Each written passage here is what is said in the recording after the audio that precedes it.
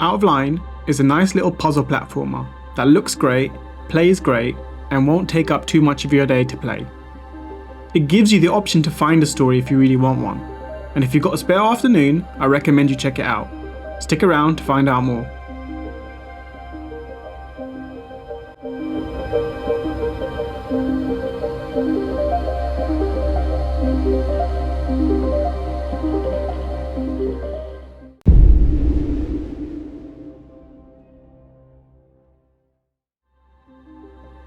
Out of Line is a puzzle platformer. Unsurprisingly, it has puzzles and platforms. The gameplay is fun but not overly challenging, but it can be a bit too easy at times. The core of the gameplay is tied to the character's spear, and it was actually really cool. You could chuck it and stick it in walls so you can reach higher places or to make longer jumps possible. You can also use it to jam cogs or operate different pieces of machinery. I really liked how they incorporated the spear into the puzzle designs. When you record it like a boomerang, certain routes might be closed off, or you might not be able to jump to certain places anymore. And then there's time-based spears, where you have a certain amount of things you can do before the spear expires. It was all really fun to figure out. I found most of the puzzles fun, not overly challenging, but still satisfying to complete. I think I got stuck on about 2, one of which was because I didn't see what I needed to see, and the other was legit because the puzzle was hard. I think I also completed 1 or 2 by accident, which did make it feel a bit underwhelming. Now there's also this option to collect these blue cubes, which were fun to collect, but I never saw them as a tedious collectible search.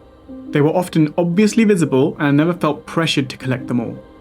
The game took me about 3 hours to complete, so a decent length, but that did include me being stuck on those 2 puzzles I mentioned earlier. Aside from puzzles, there's quite a few tense running away scenes which were a nice touch. And it does look like the character can moonwalk, which gives it bonus points. I think the game's physics based, and it did get a bit clunky every once in a while, but nothing massive. All in all, solid gameplay.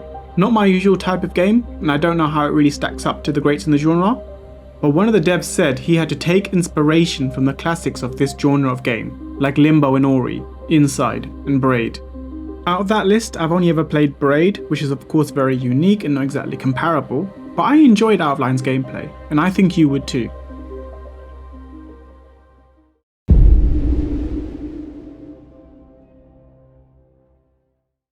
The story in Out of Line is very vague. Apparently it's intentionally vague. Here's what one of the devs had to say during an interview. The idea is, the whole game, the whole story, is kind of what you have to figure out by yourself, to interpret by yourself. And boy is that not an exaggeration.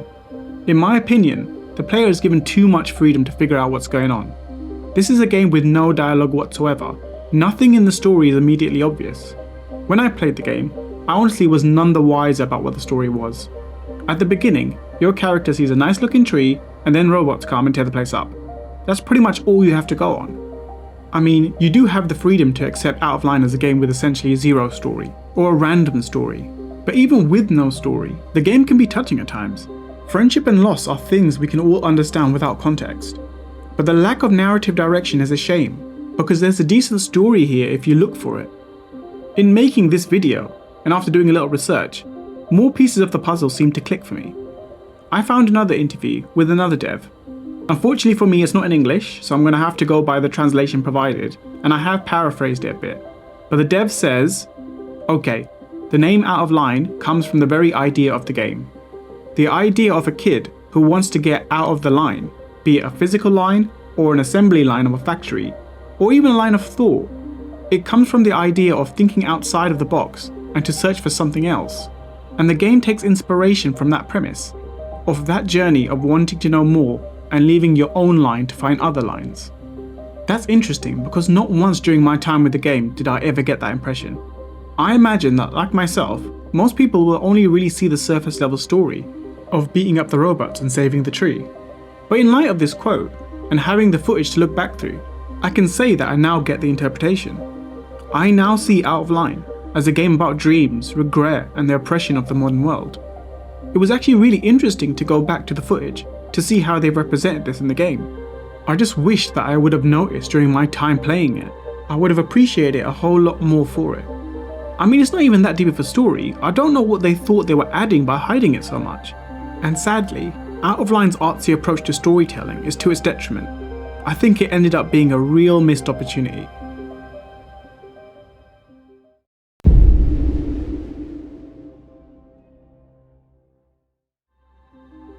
The art style in Out of Line is great. It has this book illustration type feel to it, and the environments, puzzles and characters are all great looking and charming because of it. Now I know I'm referencing the same interview a lot, but one of the devs said it took a lot of inspiration from short movies, short animation movies, a lot of Japanese movies, from Ghibli Studio mainly. I'm not sure I see that inspiration too much, but the game looks great nonetheless. The effects are solid too. I really liked how the spear would boomerang to you.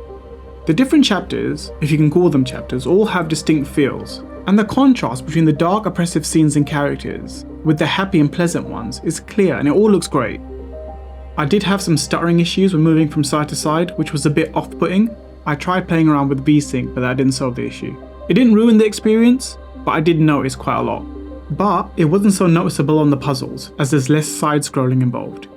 The music is great, and the game does a great job in setting the scene through its audio. It's cinematic when it needs to be, and tense when it needs to be too. All in all, the presentation of Out of Line is great. Now if the story was a bit clearer, I think the audio would have been even better, since it ties into the themes of oppression and hope rather well. Out of Line is a really nice looking game with great music.